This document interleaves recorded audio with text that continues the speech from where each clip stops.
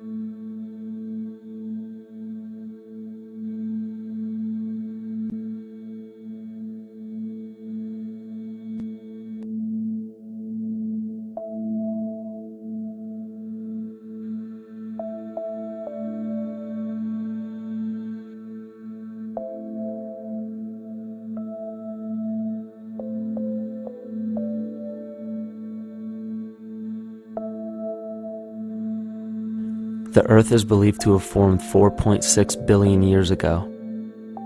Within the first 150 million years, it began cooling and releasing gases from the lithosphere, which created the earliest forms of the Earth's atmosphere. Prior to the creation of this atmosphere, the sun's ultraviolet radiation made for uninhabitable conditions. But as the Earth cooled further, water condensed in the atmosphere and oxygen accumulated, making way for organic compounds. This spawned single-celled organisms and then plant life. And down through time, the evolutionary chain continued. And then we arrive at a species that does not seem to fit as well as the rest. Homo sapiens' gestation period of 9 months mimics the 3.8 billion year evolution of all life on Earth. The human embryo repeats the evolution of all species. When the sperm and egg unite, this new creation is a single-celled organism. Within hours, this single cell divides and multiplies more rapidly than any other species. 4 weeks later, the embryo begins to develop gills mimicking aquatic life. A few weeks later, it develops lungs and a tail with reptilian appearance.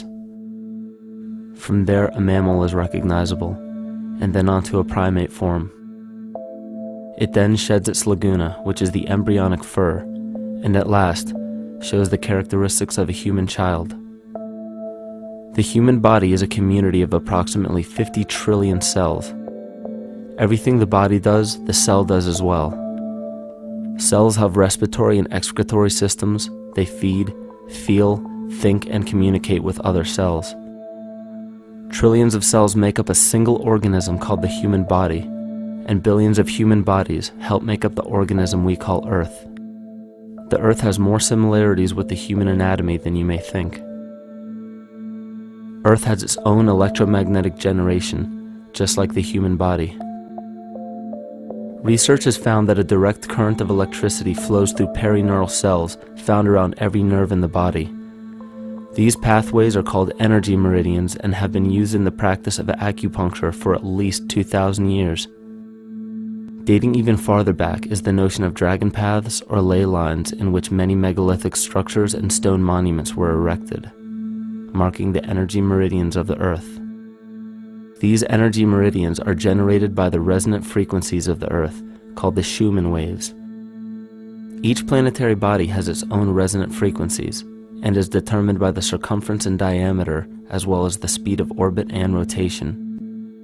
The Earth's resonant frequency starts at 7.83 Hz and ends with the 7th harmonic at 43.2 Hz, correlating with the 7 chakras. Ultimately, the greatest discovery of our Earth is its consciousness. A visible attribute of consciousness is an energetic field that governs the shaping of organisms. Morphogenesis is a scientific term to explain this very shaping of tissues, organs, and entire organisms. Consciousness is the creative force of the entire universe. It has been given many names such as God, Yahweh, Krishna, nature, the field, and divinity. The entire universe is in fact a single living, conscious organism with complete awareness of itself. The reason why it may seem difficult to comprehend this is because our understanding is typically limited by our language. When we hear the term conscious organism, we tend to anthropomorphize its definition. By giving it human qualities, we mistakenly look past what an organism truly is in the first place. The definition of an organism is any living thing capable of response to stimuli, reproduction, growth and development, and maintenance of homeostasis as a stable whole. Our universe does all of these things. The consciousness of our universe is responsible for the form and purpose that all matter assumes. The Earth's resonant frequencies are a result of its form. These frequencies are responsible for biological rhythms, such as menstrual and circadian cycles, as well as behavioral and emotional patterns. The frequencies are then picked up by the flora and fauna, which are biological instruments that respond to the wave patterns. The wave patterns resonate in the cranial structure of our head and converge in the center of our brain, which is where we find the pineal gland. The pineal gland is believed in many cultures to be the spiritual third eye responsible for intuition. Descartes called it the seat of the soul where mind and body meet. Each individual cell in our body receives an electromagnetic impulse from our central nervous system. They receive the very same impulse that was disseminated to every biological instrument from the earth. An explanation of our conscious universe has been attempted by religion, science, and philosophy. The neglect of biological nature from any organism causes illness. A divorce from nature, exile from Eden, confounding of tongues, they are all symptoms not of a biblical God or deity, but the true self. The greatest and only threat to ourselves is a loss of self, the death of our divinity. As we barrel through history with oceans of information, yet barely a drop of wisdom, we have to understand how we lost ourself.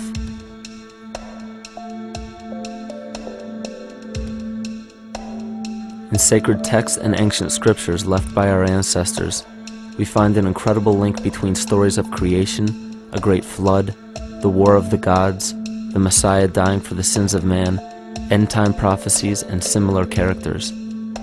These correlations show up in myths from cultures that supposedly had no contact with one another due to distance in geography and time. The common thread we find that connects all of mythology has its roots in the stars. One of the most revealing accounts is the battle of the gods in heaven and the ensuing flood. In the Bible, Lucifer rivaled the Lord and was defeated and cast down to earth.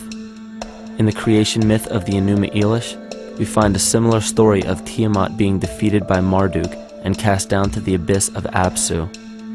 In chaos, Tiamat, the mother of them both, Apsu and Tiamat's waters were mingled together, meaning that the chaotic waters of Tiamat were somehow mixed with the sweet waters of Apsu. Apsu was the Sumero-Akkadian god of the abyss beneath the earth.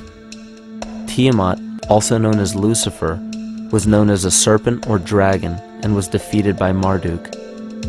Marduk was the father of Nebo or Mercury, and Mercury is the same mythological character as the Zoroastrian Mithra, the Egyptian Hermes Anubis, and the Gnostic Hermes Christos. The most recent version of Mercury, however, is the Archangel Michael in the Bible, who defeated Lucifer and sent him to the abyss of the earth, or hell. This story is steeped in astrological significance in the Bible and in many other ancient scriptures. This leads to an event in history that is recorded by many researchers regarding the cosmic upheaval and historic deluge. William Commonus Beaumont states, "The flood immortalizes the collision of a fallen planet, later termed Satan, actually a cometary body with our Earth." Consider what this reveals. He postulates that a planet, later termed Satan, fell to the earth, creating the flood we see recorded in the Bible and other myths. Lucifer, or Tiamat, was a planet known to ancient cultures as the Glistening One, the dragon of chaotic salt waters. The light from the sun illuminated this planet's water, which gave it a glow that rivaled the sun's own light, which is where we hear about Lucifer rivaling the Lord. The Lord in this case being the sun, which sustains and gives warmth to the earth. The planet Tiamat, or Lucifer, was destroyed by a cataclysmic event that hurled the watery planet to the abyss of the earth. In the book of Enoch, it reveals, "And behold, a star fell from heaven, and when it fell to earth, I saw how the earth was swallowed up in a great abyss." The myth of the Ute Indians states, "The sun was shivered into 1,000 fragments, which fell to earth, causing a general conflagration. Then Tawats fled before the destruction he had wrought. And as he fled, the burning earth consumed his feet, legs, body, hands, and arms, until at last, swollen with heat, the eyes of the god burst and tears gushed forth in a flood which spread over the earth, extinguishing the fire." This myth resembles the translation of the Enuma Elish by Stephanie Daly in her book Myth from Mesopotamia, which explains that Tiamat's eyes became the source of the Tigris and Euphrates rivers. As written in the book of Revelations, "And there was a war in heaven. Michael and his angels fought against the dragon, and the dragon and his angels fought back. The great dragon was hurled down, that ancient serpent called the devil, or Satan, who leads the whole world astray. He was hurled to the earth." The Roman mythology of Ovid gives the story of Phaeton, which happens to be another name given to the watery planet Lucifer, or Tiamat. This story reveals that Phaeton was a child of the sun and wished to become the sun for a day. Phaeton attempted this feat, and eventually Jove, who is also known as Marduk, destroyed Phaeton, sending him crashing to the earth in flames and put out by a tremendous flood of water from a river unseen before. The common theme we notice here is that of a saltwater planet, the great dragon, Lucifer, Tiamat, or Phaeton, was defeated and fell to the earth, and now dwells in the abyss known as hell, giving us the outline of the story of Lucifer rising up against the Lord and being defeated and banished to rule the underworld. As we know, however, an outline is but a shell of a story. The inner meaning, the spirit of the myth, comes with a deeper understanding of the essence of each planet, not just the physical planet, but the conscious core, because we know now that the proportions and velocity of a planet gives them their own characteristic frequencies, which govern biological and behavioral patterns. These planets reflect the archetypal psychology of man. In ancient times, probably the most important field of research was the study of the heavens. Galactic bodies and their movement through the sky were known to be symbolic of the inner faculties within human consciousness. Within all organisms, outdated science has only explained the physical world measured by our five senses. Only in esoteric religions, mysticism, and quantum fields of science are we to find any attempt at explaining where thoughts and emotions fit into the sense-perceptible world. We also understand now that humanity is a community of cells within the organism of the Earth. The Earth, therefore, is a higher organism that shapes our form and function. This higher organism and all other planetary bodies are governed by consciousness, just as we individual humans are. Therefore, the Newtonian belief that galactic bodies are nothing more than lifeless forms floating in space is tantamount to claiming that we humans are nothing more than a composite of elements in motion. We know that this is untrue because we feel, we think, and furthermore we see the result of our consciousness creating what we call life. Plato wrote, "This world is indeed a living being, endowed with a soul and intelligence, a single visible living entity containing all other living entities, which by their nature are all related. Furthermore, the cosmos is a single living creature which contains all living creatures within it." And in an article out of the Sufi journal, the author writes, "The world is a living spiritual being. This was understood by the ancient philosophers and the alchemists who referred to the spiritual essence of the world as the anima mundi, the soul of the world." In scriptures, we hear of the claim that angels guide the inner soulful actions of people, or that the gods wield influence over man. Most ancient spiritual and scientific teachings held the belief that the hierarchies of the gods, angels, archangels, archai, all the way down to the cherubim and the seraphim, are the hierarchies within the human psyche. In this way, we must understand that when the whole of ancient myths and sacred scriptures speak of spiritual influence from a higher being, they were speaking of archetypal forces that are inherent within us, not an influence from an external source. This is where we begin to see the relevance of astrology as an ancient form of science that resurfaced in the 19th and 20th centuries under the name of psychology. Friedrich Nietzsche even stated, "As long as you still experience the stars as something above you, you still lack a viewpoint of knowledge." This is astropsychology and maps the inner faculties of the psyche.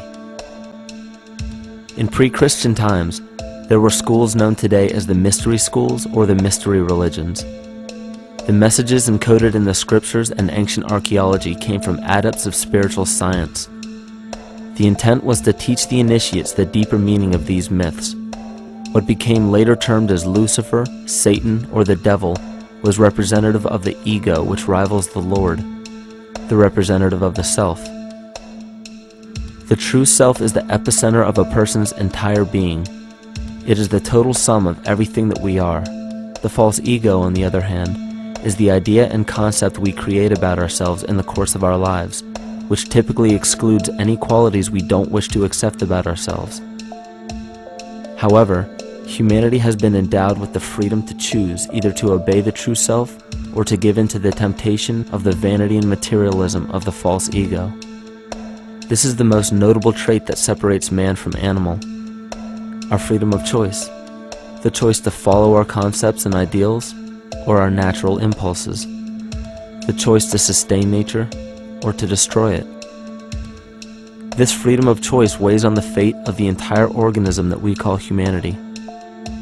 Cancer begins with a group of cells within a community that fail to communicate with the conscious signal of the organism. Those cells begin to grow out of control and spread to other areas of the organism. This very disease is evident in our world today. The cancer upon our earth is the domination of our false ego and our divorce from nature. Collectively, among every human, the cancer upon our earth is the domination of our false ego and our divorce from nature. Collectively, among every human, vanity leads to segregation and competition. Competition leads to fear and greed. Greed leads to deceit and immorality.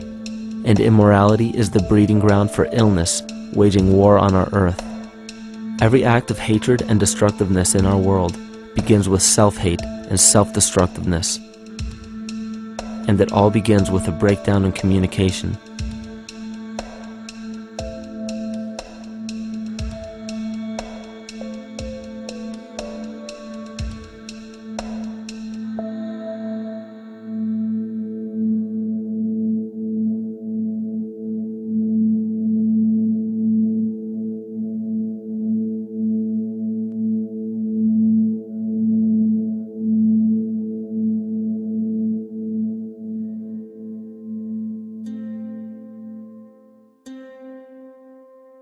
In nature, all that we perceive with our five senses is a result of two fundamental principles. Everything in existence is made of a relationship between vibration and matter. Vibration is a masculine creative force countered by matter, which is a feminine receptive force. Thus begins the principle of duality. We see this duality in ancient myths and philosophies, yet only those philosophies and scriptures that were perverted and raped of the original meaning gave the impression that one polarity was good while the other was evil. The original sages, adepts, and shamans taught that both are necessary, and one would not exist without the other. These two important principles come together to form all things in the universe. This is Kymatica. Even language, logos, the communication of any and all things in nature, depends upon this principle. Pete Peterson, in his works Cymatics, the Science of the Future, stated that nature shows examples of Kymatica in everything. This phenomena is found to be one of the prime forces that moves biological evolution along its path. Dan Winter reproduced an experiment to prove that the ancient languages of Hebrew and Sanskrit, when spoken, create a vibratory frequency that moved matter into sacred geometrical patterns. Upon further investigation, Hebrew, Sanskrit, Aramaic, Arabic, and other elder dialects have older roots in a parent language of Gaelic and quite possibly an even earlier origin. In Swami Murugesu's The Science of Mantra, he claimed that when a person chanted specific words in Sanskrit while filming a burning candle, the intensity as well as the color of the flame would change due to the frequency that the word would emit. This same science has been shown to lower and raise blood pressure. And in his own words, certain sounds can affect their circulation and nervous system. Whatever change such vibrations cause extends to the mind of a person and also to the surrounding atmosphere, causing warmth or coolness. All this can be known by study and shown by practice. This rediscovered knowledge of the science of sound shows that sound is something more than mere vibratory signals. Not only does sound interact with life, but it sustains and develops it. It acts as a conduit of conscious intent between people, societies, and entire civilizations.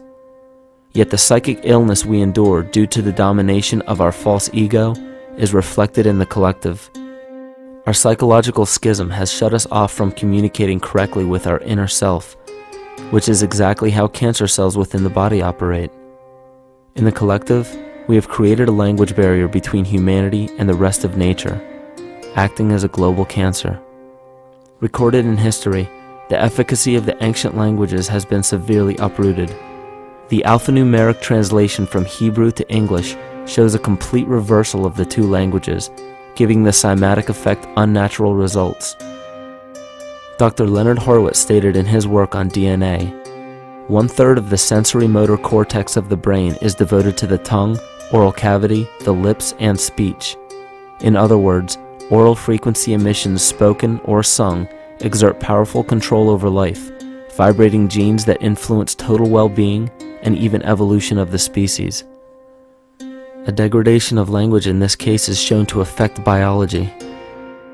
If something as basic and important as language can be degraded and devalued to such a degree, yet never questioned, what else might we be missing? Think of an aspect of your life that dictates the limits of your freedom. Government and law enforcement, insurance and pharmaceutical companies, taxes, building permits, driver's licenses, and more. There are hundreds if not thousands of stipulations, regulations, and boundaries on our freedom. And out of the ones that were just mentioned, how many have you researched to find out whether they apply to you or not? Let's look at the forms of law that we currently acquiesce to.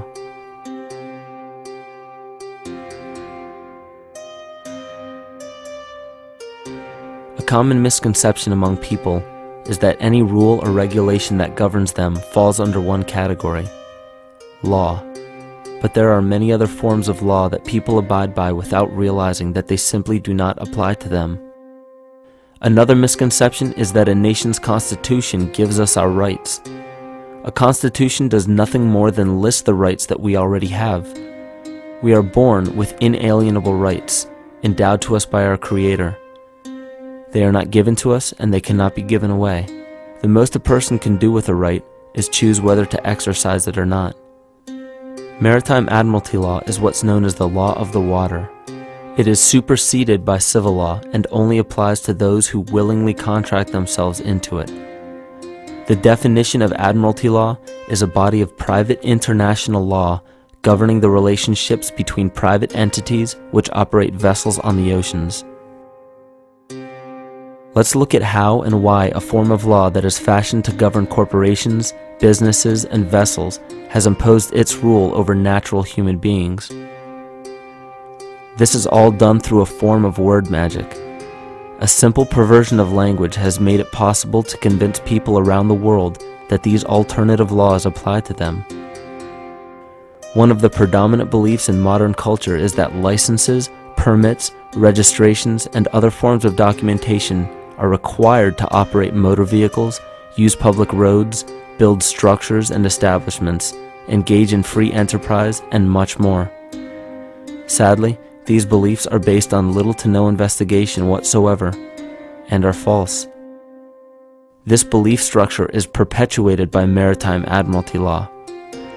This form of law was originally created to govern ships docking in foreign nations for the import or export of products and resources. It deals with banking and merchant affairs, not civil affairs. When a product is taken off of a ship and brought into a foreign land, that nation takes custody of the resource and accounts for it with a certificate. That certificate marks the birth date of that product in the custody of the respective nation. Think of why it is supposedly required to have a certificate of live birth in the first place. The Barron's Dictionary of Banking Terms defines a certificate as a paper establishing an ownership claim. So right there, we notice that everyone with a birth certificate is defined as being owned. People are used as collateral with other nations because the U.S. is bankrupt. The United States declared bankruptcy on March 9th of 1933. At this point, the U.S. began taking out loans from a private, non-government affiliated corporation called the Federal Reserve. With no money to pay back the loans, the United States began using the citizens as collateral. All birth and marriage certificates are literally warehouse receipts. Just look at the similarities of warehouse receipts and birth certificates. Both document the date of issue, a serial number, registration number or receipt number, a description of the product, and an authorized informant to notify the appropriate government agency. With all of this information being readily available, the majority of people are unaware of their involvement with Maritime Admiralty law. This is possible through the manipulation of language. This Admiralty law changed the meaning of the word person from a natural living person to a corporation. Driver's licenses, vehicle registrations, auto insurance forms, building permits, gun permits, work permits, tax filing documents, birth and death certificates, traffic citations, and many other forms of documentation that were once believed to be absolutely necessary only apply to persons or corporations. Upon signing such a legal document, you are indirectly waiving your rights under the Constitution and lowering your status to that of a corporation that is created with the same exact name as you. The only way to reconcile your true name from the name of the corporation is to take notice that the corporation has its name in all capital letters. This is known as capitis diminutia maxima. You may take notice that your driver's license, birth certificate, social security card, insurance cards, and more use all capital letters to legally represent the corporation with your name, not you. The corporation is known as an artificial person, whereas you, the human being, are known as a natural person. This deception goes even deeper when it comes to the courts that we attend. When showing up to court, you will notice that there are seats for witnesses behind a wooden fence or barrier.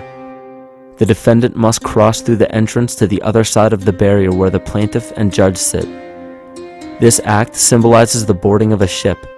At this time, business can be conducted in Maritime Admiralty law. The judge, acting as captain or banker, is responsible for settling the balance between the two sides. This is why there is always a monetary value involved in any court case. The captain is simply dealing with banking and merchant disputes. Once the balance is paid, the case is closed. To turn the court case away from admiralty law where your rights are not protected, you must avoid agreeing to represent the artificial person. This is done by stating that you are the natural person. You don't have a first or last name because those imply corporate title. In a court case, you may state that the court takes judicial notice of your honor's oath of office. Every judge must take an oath of office to practice law, yet you must make it clear to the court and the jury that the judge is acting as judge and not banker. Remember that you are a natural human being of the earth. You are not governed by anything but your own consciousness. Laws are created within a society. The society that created the laws we see being enforced today is called the Law Society. Yet the most beautiful part of this entire deception is the fact that we are not part of the Law Society, so their laws do not apply to us. Judges, lawyers, and law enforcement officers, they're all part of a society. Within that society, they've created their own language that's deceptively similar to English. They have these little things called statutes, acts, and regulations that seem like laws, but they really only apply to those within their society. So that basically means all the traffic violations, minimum age requirements, and everything except for damage to another person or their property doesn't really apply to the natural person. Laws only apply to those within the Law Society. The game being played is an illusion. You can simply choose to open your eyes and reclaim the freedom that you were born with, bound by nothing but the limits of your imagination. These are just a few examples of assuring that your rights are being protected. By far, the most important line of defense against this deception is to be aware of the perversion of language, and be absolutely aware of how you form your beliefs and concepts.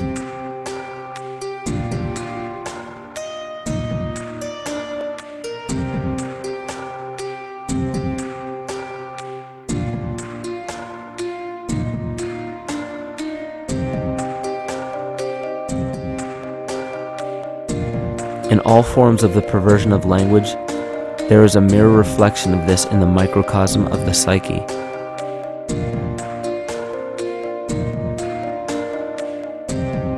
And the problem I see with humanity today is we don't truly know ourselves anymore. We have the 9-to-5 job, we have the house, the children, the bills, the television, the hobbies, and the errands that we run every single day, and we eventually begin to believe that this is who we are. But who are we beneath the job title, beneath the status of mother or father, theist or atheist, Republican or Democrat, black or white, man or woman? Who are we? Who are we deep down inside? We don't know, because every time we hear an answer that we don't want to accept about ourselves, we deny it. We'll pass it off and project it onto somebody else and judge them for it. This is repression. And we see what repression can do to us on an individual level, but what about on a collective level of humanity? What happens when the whole world refuses to see what they truly are on the inside?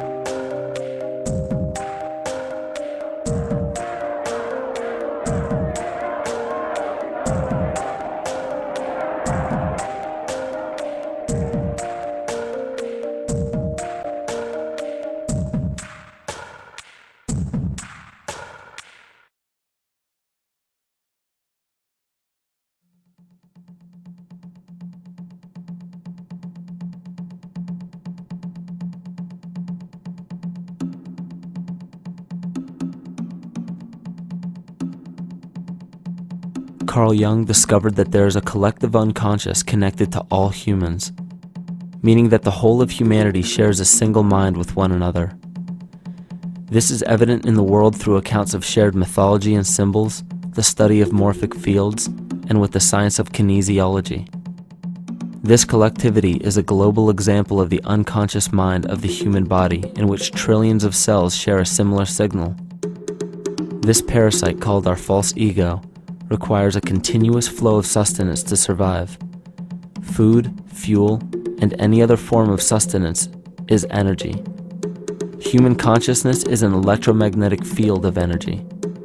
When this potential energy is utilized, it then releases kinetic energy, which is used to perpetuate the false ego. This scenario occurs in the smallest parasitic organisms, all the way to a collective organism called humanity. A parasite will release chemicals that cause the host to crave the sustenance that the parasite needs to survive. As long as the host is unaware, it will keep feeding the parasite and starving itself. In a similar way, Wilhelm Reich stated that whole societies suffer from a psychosis caused by starving our organic biological impulses. He states that sexual suppression supports the power of the church, which has sunk very deep roots into the exploited masses by means of sexual anxiety and guilt. It engenders timidity towards authority and binds children to their parents. This results in adult subservience to state authority and to capitalistic exploitation. It paralyzes the intellectual critical powers of the oppressed masses because it consumes the greater part of biological energy. Finally, it paralyzes the resolute development of creative forces and renders impossible the achievement of all aspirations for human freedom. In this way, the prevailing economic system, in which single individuals can easily rule entire masses, becomes rooted in the psychic structures of the oppressed themselves. What Reich was showing in this powerful quote is that on a collective level, the suppression of a natural function, whether biological, spiritual, or emotional, will result in an abnormal reaction, a psychic disease. This illness or disease is reflected into the masses through a collective unconscious and acts as an epidemic. Humanity is plagued with an incapacity for freedom, meaning that people en masse lack the ability to govern themselves on a psychic level, and this manifests in the macrocosm as government and organized religious powers, thus opening the throne, our national and individual throne, to anyone and anything.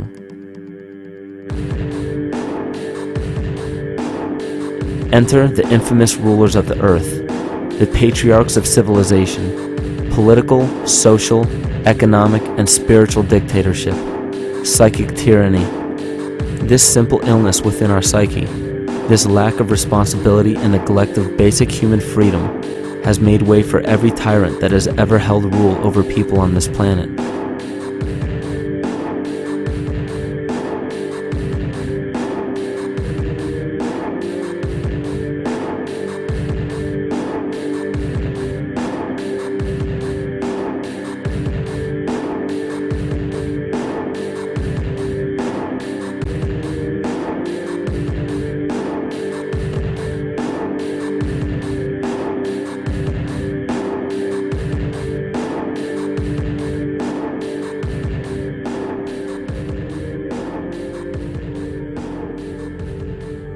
But these oppressive tyrants that are demonized by the masses are no different than us.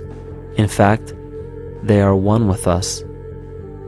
In the book The Prophet by Khalil Gibran, he poetically states, "I say, as the holy and the righteous cannot rise beyond the highest which is in each of you, so the wicked and the weak cannot fall lower than the lowest which is in you also." Every one of us has the capability to commit the most horrifying sin or show the most beautiful compassion to our fellow man. This is the very definition of an illness within the psyche and soul of man.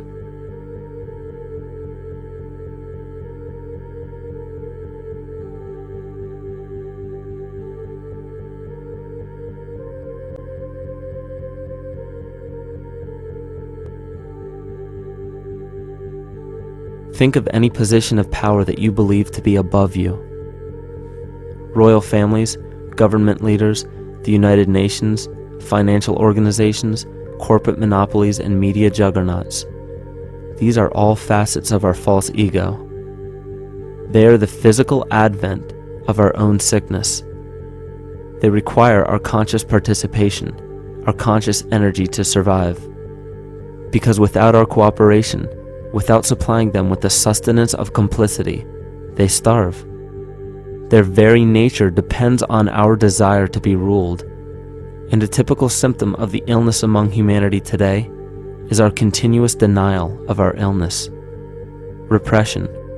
We consistently repress those qualities we choose not to accept about ourselves. This is why it is so difficult to see the false ego and its multiple manifestations for what they truly are.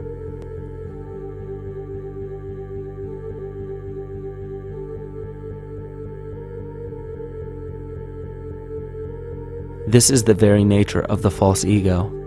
It acts as a red herring to distract us from the freedom we truly have. For this psychic parasite to survive, it must supply us with a chemical that will cause us to remain dependent upon it. In this case, the sustenance is our conscious energy. And in order for us to feed it to the parasite, the chemical of fear causes humanity to crave protection and defense.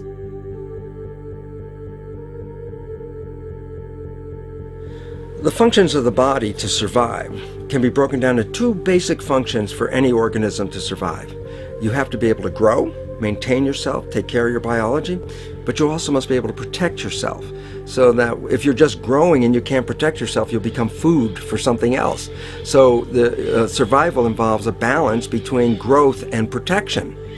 Through the history of human civilization and through human evolution, we recognize that our nature is to be in a state of growth, and that our protection is only supposed to be used to, help us out of that threatening moment. You can't be in growth and in protection at the same time. So the significance is, when we see a need of protection, the stress hormones in the body shut off the blood vessels in our viscera or gut, which is the part of the body for growth. Well, the issue is, if you took the blood from the viscera and moved it out to the arms, then you left no blood in the viscera. That means no growth. But you're ready to fight. And when your fighting is finished, then the blood returns back to the viscera and you grow again. But in the world that we live in today, it's 24/7 fear.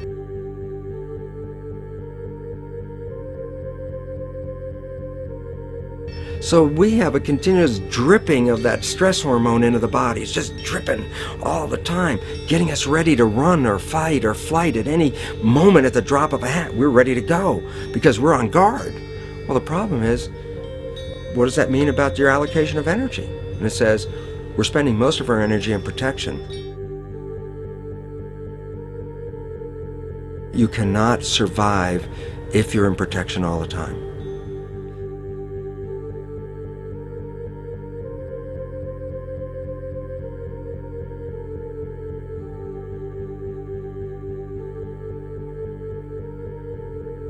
And if the parasite can control the nature of the fear, it can then create a fear among us that only it can defend us against. A recent physical manifestation of this comes from Zbigniew Brzezinski, former Secretary of State who also supported President Barack Obama. In his book, The Grand Chessboard, he states, as America becomes an increasingly multicultural society, it may find it more difficult to fashion a consensus of foreign policy issues, except in the circumstance of a truly massive and widely perceived direct external threat. Even the Reichsfuhrer of the Nazi Party, Hermann Göring, sums up this game of supply and demand perfectly when he stated, "The people can always be brought to the bidding of the leaders." That is easy. All you have to do is tell them they are being attacked and denounce the peacemakers for lack of patriotism and exposing the country to danger. It works the same in any country. It also works the same in every individual psyche. Just remember that the false ego has only one desire: to become greater and more powerful than the true self. This illness causes us to believe that we are separate from nature. This is why we see such a rise in the dependency of technology. This is why we see such little stewardship for the earth and the environment. And this is why we see bigotry, racism, sexism, and every other form of discrimination possible that leads to crime, violence, wars, and eventually, the global destruction of the organism. This endless state of fear, confusion, and segregation our world seems to live in is a symptom of the false ego creating a false threat.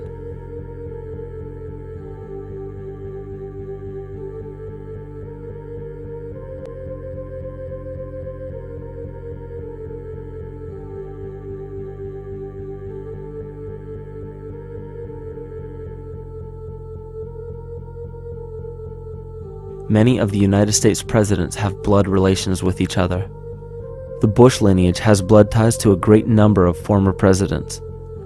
George Washington, Millard Fillmore, Franklin Pierce, Abraham Lincoln, Ulysses Grant, Rutherford Hayes, James Garfield, Grover Cleveland, Teddy Roosevelt, William Taft, Calvin Coolidge, Herbert Hoover, Franklin Roosevelt, Richard Nixon, and Gerald Ford.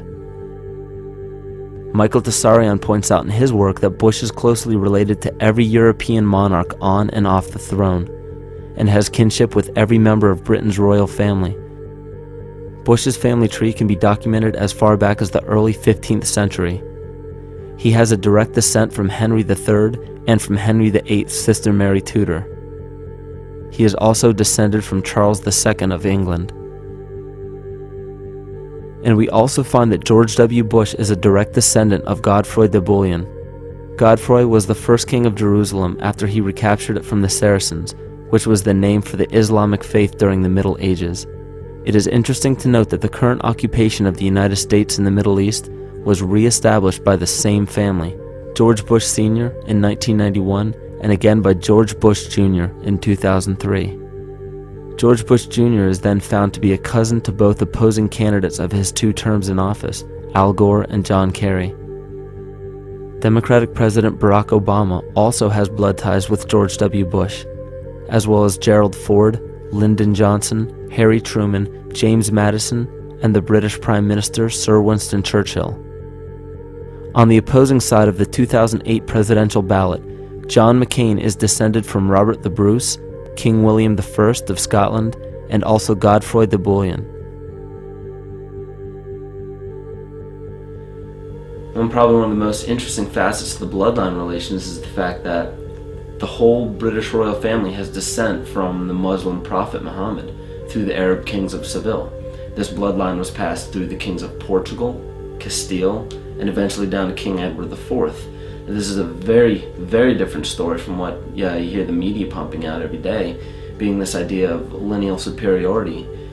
It's completely debunked according to the foremost authority of aristocratic lineage, Burke's Peerage. And this just goes to show that there's the true story, and then there's the manufactured illusion, the front that's given to the public.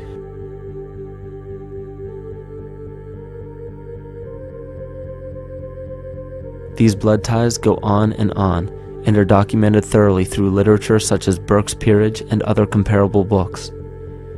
The point of all of this is that we find not just the same people, but the same intent within the people who have held high positions of monarchy, dynasty, aristocracy, and democracy in the past and present, and they are all related by a physical and symbolic link.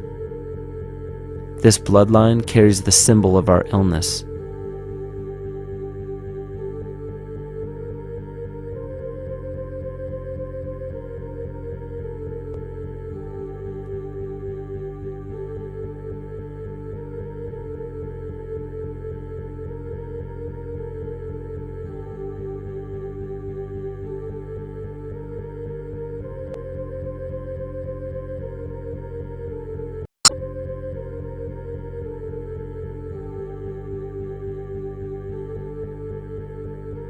The symptoms of our psycho-spiritual illness are the wars, terrorist attacks, artificial or man-made disasters, and leader figures.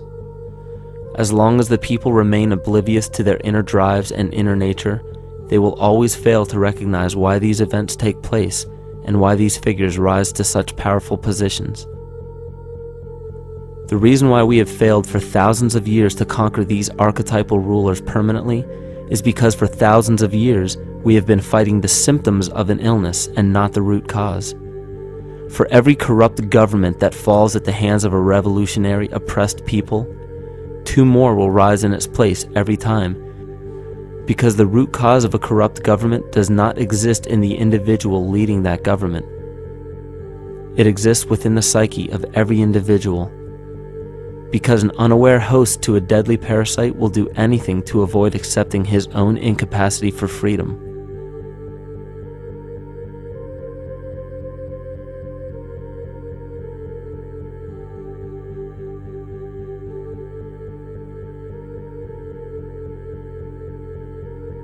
We are so bereft of sanity in this world that those few who simply stop projecting onto others and begin facing their own demons are seen as neurotic.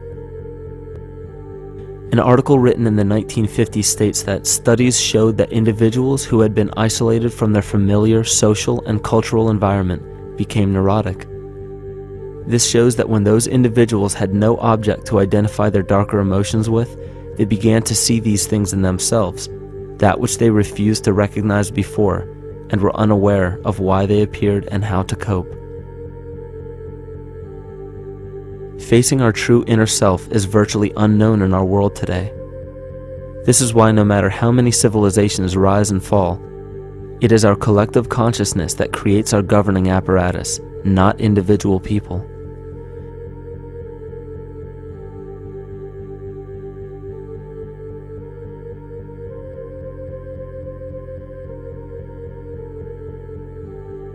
And after countless attempts, you would imagine that people would realize that a physical retaliation may not be the solution.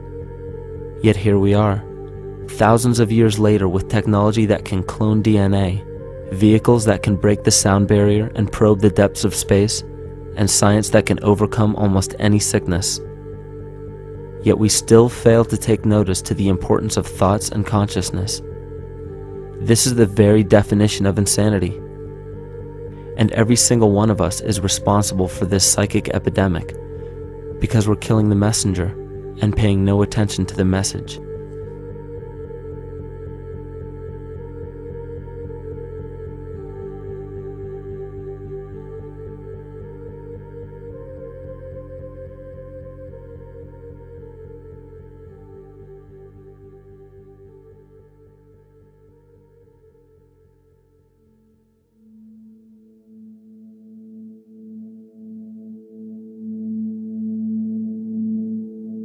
During the 1990s, 3 Nobel laureates in medicine advanced research that revealed the primary function of DNA lies not in protein synthesis as widely believed for the past century, but in electromagnetic energy reception and transmission. Less than 3% of DNA's function involves protein manufacture.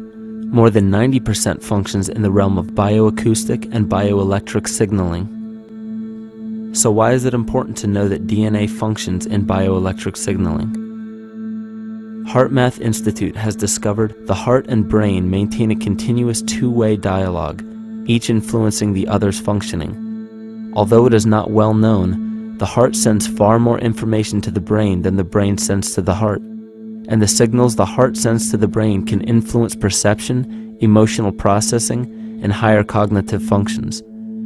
The heart also generates the strongest rhythmic electromagnetic field in the body, and this actually can be measured in the brainwaves of people around us. We are quite literally an electromagnetic expression of our highest cognitive function. The behavior of electromagnetism is evident throughout the world as dualism. All matter contains a negative and positive charge, which means organisms are built upon this foundation. The natural homeostasis of any organism is a balance of both polarities. Furthermore, research on emotional energetics shows that the heart's field is a carrier of emotional information and a mediator of bioelectromagnetic communication within and outside the body. Research shows our heart's field changes distinctly as we experience different emotions.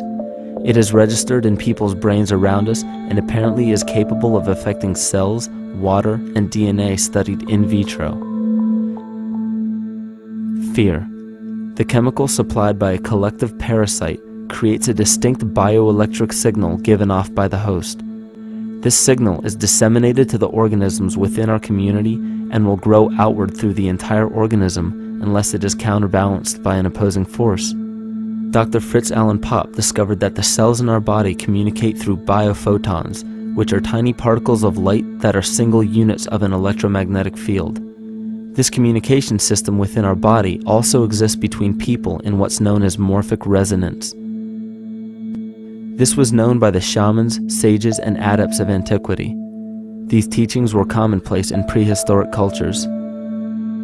It wasn't by sheer chance that artistic expression and rituals were the cornerstone of every ancient civilization. Art was used as a personal method to exercise the shadow content of the psyche and introduce it to the conscious mind. This was very literally viewed as psychic therapy. Ritual was based around astrological dates. As we've learned, the study of the stars and planets reflect our own astropsychology. The shamans would perform rituals on astrological dates that would correlate with a circadian rhythm or a psychological cycle. These rituals kept the human participants aware of their inner self and prevented the repression of psychological content. As long as people were facing their inner demons and accepting them as their own, they were not collectively projecting them into the physical world. If you bring forth what is within you, what you bring forth will save you. If you do not bring forth what is within you, what you do not bring forth will destroy you. The progeny of our psychological disease began growing rapidly after a series of catastrophes forced the collective into a somatic state of fight or flight. This lowered the immunity of the population by introducing a state of immense stress. Our body becomes more susceptible to illness under stress. In this manner, humanity fell ill when entire bodies of land were swallowed up by the floodwaters. This uprooted many tribes, chiefdoms, and civilizations from their homes, and their ritual practices that were used as a conduit for psychic wellness were put on hold in order to survive the catastrophe and seek new homes. The shamans were spread to many new areas of the world. This information has been suppressed. We are made to believe that advanced civilizations such as ancient Egypt and the Mayans of Mesoamerica came about with no prior rudimentary remnants or evidence of evolving intellectual artifacts to bring them to their peak. We are meant to believe that their incredible knowledge of mathematics, astrology, agriculture, economy, polity, and architecture came out of nowhere. This leads many researchers today to the understanding that the origins of these civilizations have been suppressed.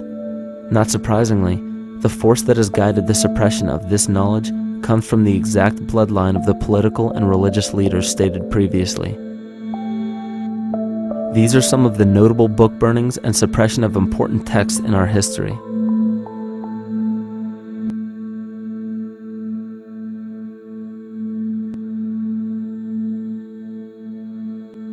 Yet after all of this suppression, there are still remnants of the dispersion of elder civilizations in nearly every country. There is tremendous evidence of ancient cultures visiting North America long before the conventional belief of European colonization. Barry Fell states in his book America BC, there are ancient inscriptions now being reported from nearly all parts of the United States, Canada, and Latin America, written in various European and Mediterranean languages in alphabets that date from 2,500 years ago. William Commonus Beaumont wrote, "The Toltec and Maya civilizations never originated on American soil, but appeared there full-blown, with a well-defined art and system of hieroglyphic writing which possesses affinities with Egyptian.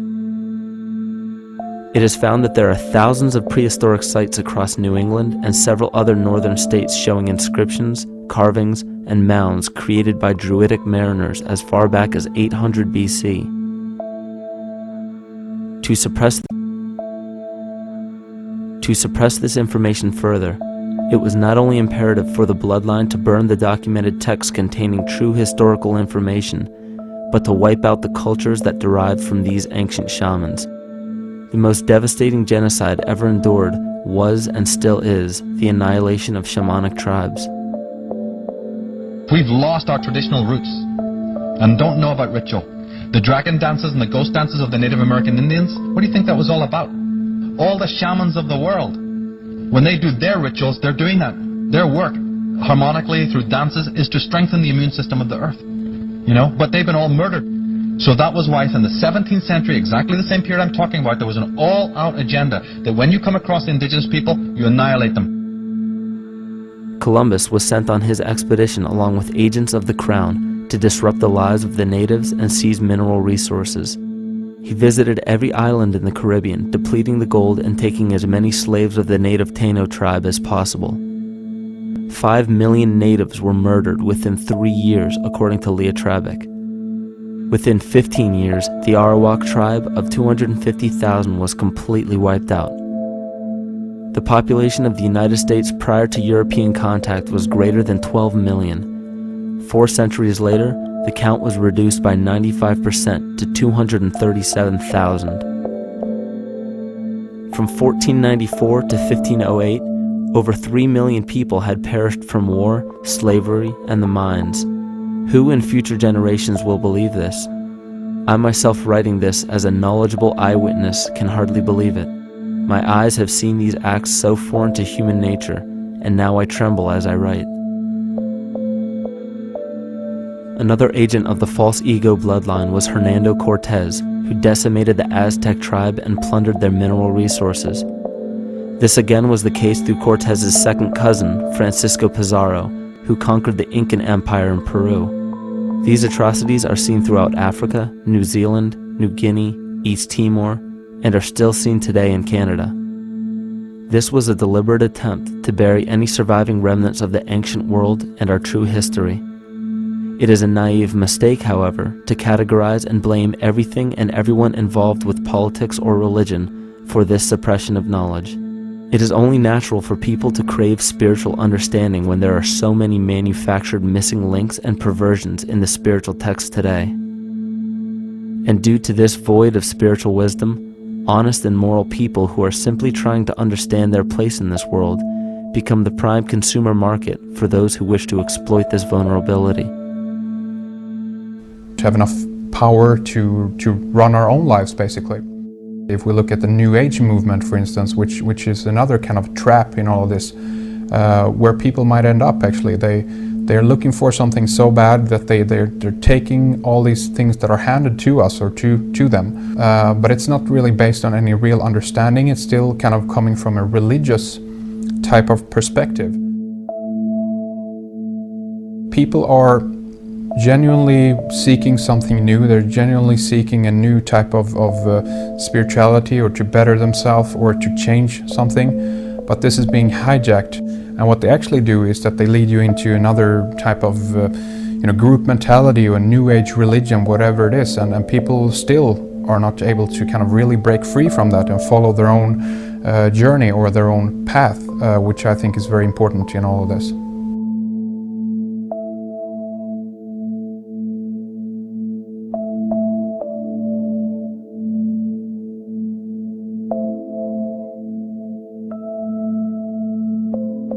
In the pre-Christian era, there were several cults of incredible power, most notably the stellar, solar, Saturnian, lunar, and mushroom cults.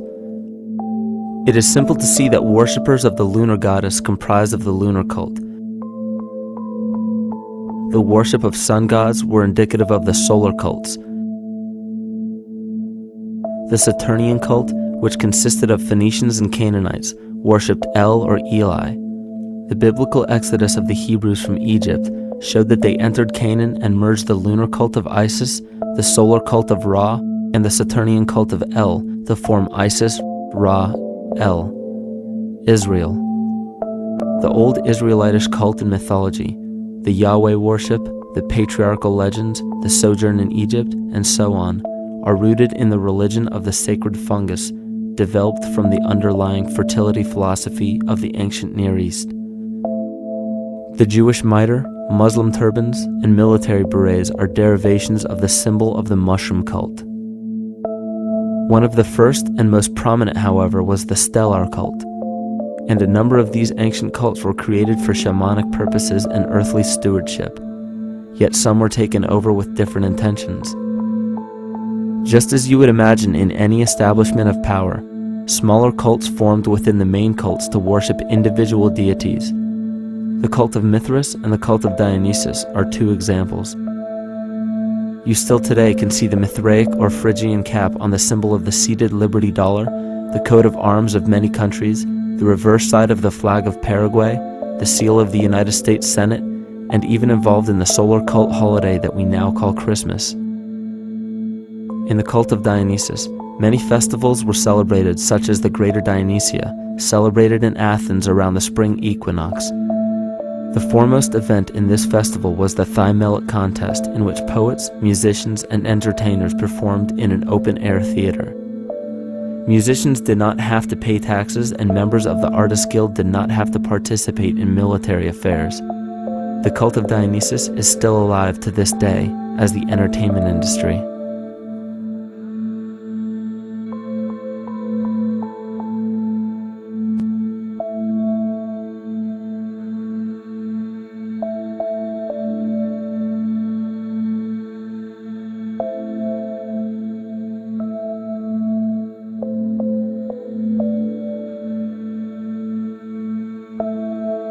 These cults still exist in many important positions of power throughout the entire civilized world. Yet the most important function of these groups is to manufacture the consent and complicity of the people. The conscious mind is the creative mind. It's the one that has your personal identity into it. It does the real thinking. And then there's a subconscious mind. Well, there's no entity in it. The subconscious mind is the equivalent of a tape player. It records behaviors, and then at the push of a button plays a behavior. It's automatic. It's a very convenient thing, because then we don't have to relearn all the time. Once you know it, you can make a pattern. The problem is that the basic patterns of belief and behavior that are programmed in the subconscious mind came from our teachers, primarily our parents, our family, and our community. So most people don't even understand how easily we're influenced by our environment. Every person that we encounter, every single situation that we're faced with, every little word that's said on television may not seem too influential to our conscious minds, but your unconscious is designed specifically to let every environmental signal influence you without your awareness. So the question is, are we leading conscious or unconscious lives? And now neuroscience has told us in the unfolding of our lives, only 5% of our life is controlled by our conscious mind, and 95% of the time controlled by the subconscious with programs from other people that were installed in there. And the problem is, it means when those programs are playing, we don't see them. And the skeptics will sit there and say, consciousness, archetypes, astrology? No. We create things with our hands, not our minds. Archetypes aren't physical. They can't influence me. But when you think of the fact that we're only conscious of this small little fraction of our behavior, what we don't realize is that entire countries, entire civilizations that think they're free and independent, but are unconsciously too afraid to be free and independent, they will beg to be governed. And if they can't do it themselves, who do you think will consciously or unconsciously take that responsibility? It usually ends up being that strong, masculine, animus archetypal figure. When we think we're in danger, we're not looking for our mother to nurture us. We want our father to protect us. And right on cue with the age of fear, this age of catastrophe, the age of this parasite, we see masculine domination. And one of the primary conduits for giving our responsibility and our conscious energy away is money. We surely don't want to admit that our dependency on money is flawed, because that would imply that the fault is our own. And God forbid we take responsibility for our lives, so we blame the money. This is the cornerstone of the entire illusion being built around us by the false ego. Money is said to be the root of all evil, yet it cannot be evil because money is only a symbol. Symbols carry only the faith and spirit of the observer. This means that the symbol of paper money, yet it cannot be evil because money is only a symbol. Symbols carry only the faith and spirit of the observer. This means that the symbol of paper money evokes and surfaces the evil intentions and inherent flaw of our false ego. Money only exists because we agree to accept it as valuable. And to further illustrate our incapacity for freedom, we've given the control of our faith-based money to a private corporation instead of the federal government. There is no law stating that we have to use Federal Reserve notes as currency. We choose to because we fear the alternative: independence.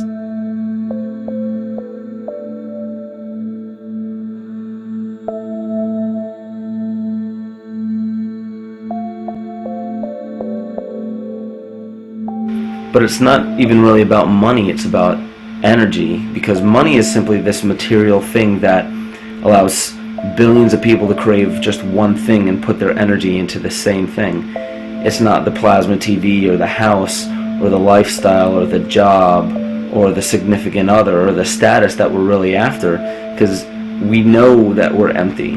These people feel sadness and loneliness and void just like anybody else, and they either want to fill that void with materialism because they think that that'll make them feel better, or they want to sedate the void feeling with material possessions. So it all comes back to this feeling of having to put our dependency into an external source, something that we have absolutely no control over.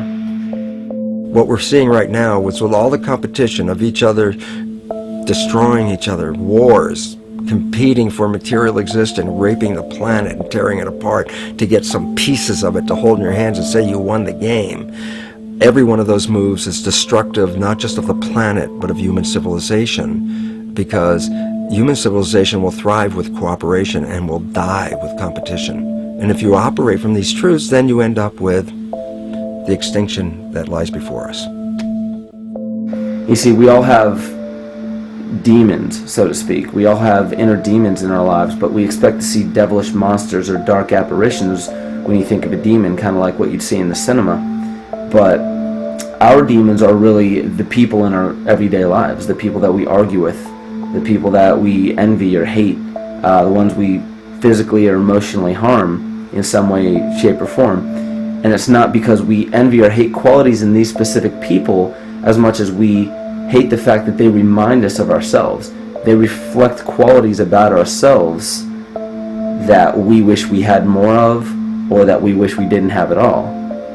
So what do? We alleviate that pain not by fixing or fighting our own demons, but by harming the people that remind us of our demons, by harming the people that remind us of the things that we don't like about ourselves. And when we become frustrated that we're not in control of our emotions because we don't really know what's affecting our emotions, we take it out on others. We take it out on absolutely anything else that can show us or act as a catalyst for our hatred. And so we do the same thing to animals. Animals are perfect because they can't defend themselves. And it's a perfect catalyst for our inner aggression, our confusion, our hatred. Just take it out on something absolutely helpless. Just imagine how unconscious a person has to be of his or her actions to torture or mutilate or brutalize any living thing.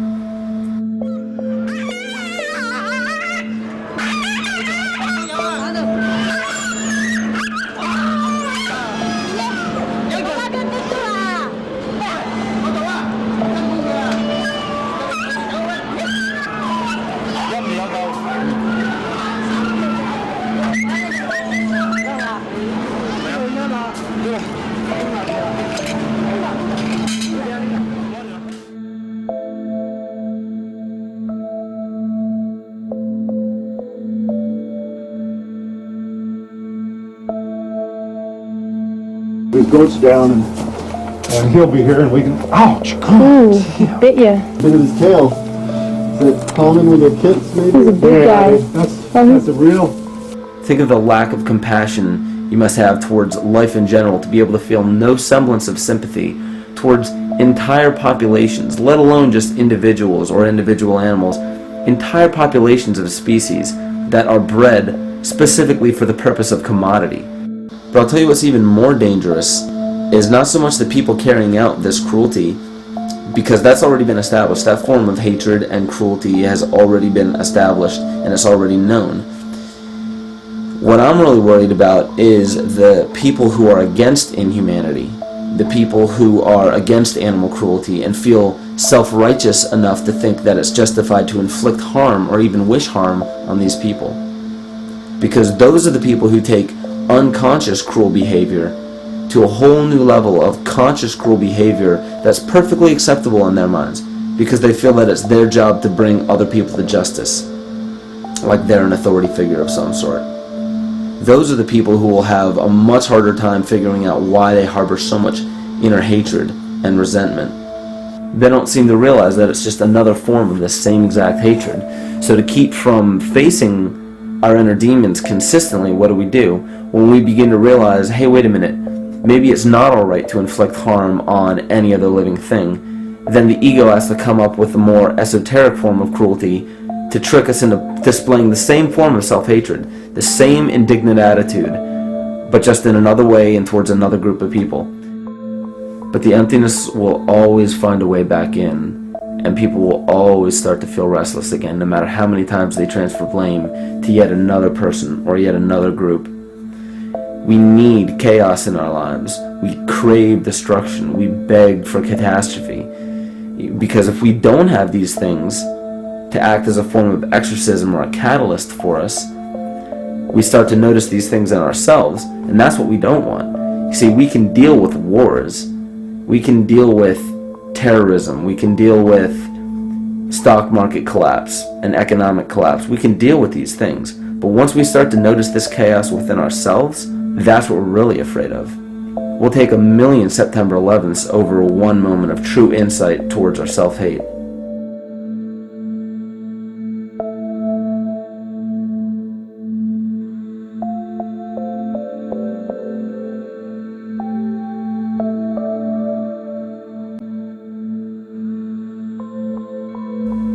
And you know, the most interesting part of all of this is we encounter things every day, every single day, that we either accept with open arms or that we reject violently. The interesting part is not really what we're accepting or rejecting as much as what it is inside us that makes us feel compelled to a certain thing or repelled from a certain thing. There's this fundamental dual behavior of muscular strength or weakness, attraction or repulsion. And what's interesting about this is when you realize that consciousness, awareness, that intangible essence that animates all matter into what we see around us as life, that is where you will find the origin of this dual behavior. It's been explained as the inhalation and exhalation of Brahma, the contraction and the expansion of Ahriman and Lucifer in an anthroposophical setting, the active and the passive qualities in electricity, the masculine and feminine qualities, yin and yang, existence and nothingness. These are all ways to explain the same behavioral process that begins with awareness, it begins with consciousness. And if you get rid of all the images and concepts in our minds of these sayings in your head and just try to feel the difference between the two polarities, you'll begin to notice that all of the different scenarios and possibilities that are playing out in the world all spawn from this common origin. You'll have 1,000,000 people telling you why the Bible is supposedly the Word of God and that you should follow it word for word. And then you'll have another 1,000,000 claiming that it's a form of mind control and not to believe any of it. Everybody will tell you to beware of this or watch out for that. This is good information, this is bad information. And I just have to wonder, what makes anyone an authority figure enough to say that something is true or false? And why are you denying or accepting anything based on the suggestion of another person? Why aren't you making that decision for yourself? Information is information. There's no such thing as good or bad information. It's all what you do with it. I say let everything be your Bible. Give every piece of information, every person, every event or scenario or situation an honest and open mind. Because then it's your responsibility to respond to it in the way that you choose. Not following the herd, not following convention, it's your responsibility.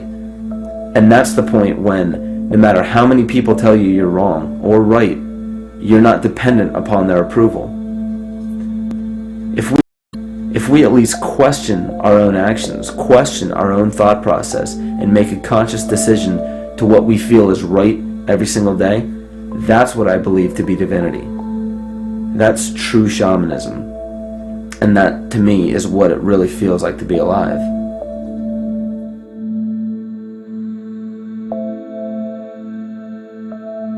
In this conscious, living universe, there are no laws of nature, just habits.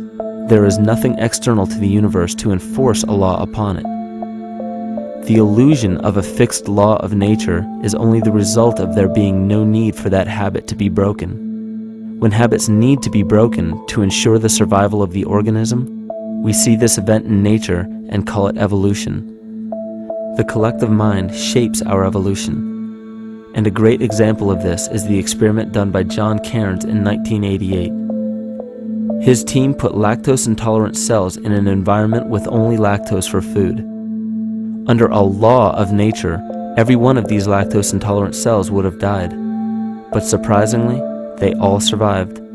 Every one of them understood the problem that they were facing and replaced the defective lactase enzyme with a functioning one to utilize lactose for food. If a cell has the ability to decide how and when to evolve because it's facing extinction, then anything can. The existing beliefs are that a human body is a biochemical machine controlled by genes, and therefore the behavior, emotions, and character of our biology, our health, our lives are controlled by genes which we don't control. So this is what we taught people. You're a victim. Genes control your life. You didn't pick them. You can't change them. The genes you end up with program what's going to happen. My experiments on stem cells, which I started in 1967, I'd isolate one stem cell, put it in a petri dish, and then it would divide every 10 hours. So I took all the cells, split them up into 3 groups, and then just put them in 3 petri dishes. And then I changed the growth medium, the constituents of the environment, in each of the 3 dishes. In one dish, the cells form bone. The second dish, they form muscle. And a third dish, they form fat cells. What controlled the fate of a cell? And the first thing you have to say is, well, wait, they were all genetically identical when they were put in a dish. So obviously the genes didn't control it because they all had the same genes. What was different was the environment. And all of a sudden in my career, it said, oh my gosh, here I am teaching genes control life, and the cells are telling me genes respond to life. And since you can control the response, you can control your life. It's how you read the environment, how your mind perceives the environment. And if you understand this, then you could lead yourself to the most wonderful expression on this planet, to be fully alive and fully healthy, just how you respond to the world.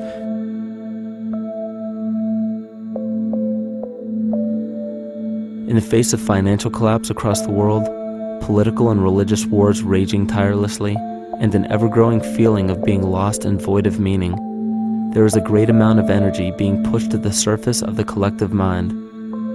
Evolution does not come about gradually. It happens in spurts and fits, and comes about due to a tremendous need for the organism to survive. We are now at a point in history where we will choose. We will choose to become sovereign or remain dependent, to face our true self or continue fighting a ghost, to become well or allow this disease to grow, to live or to die. The choice is yours.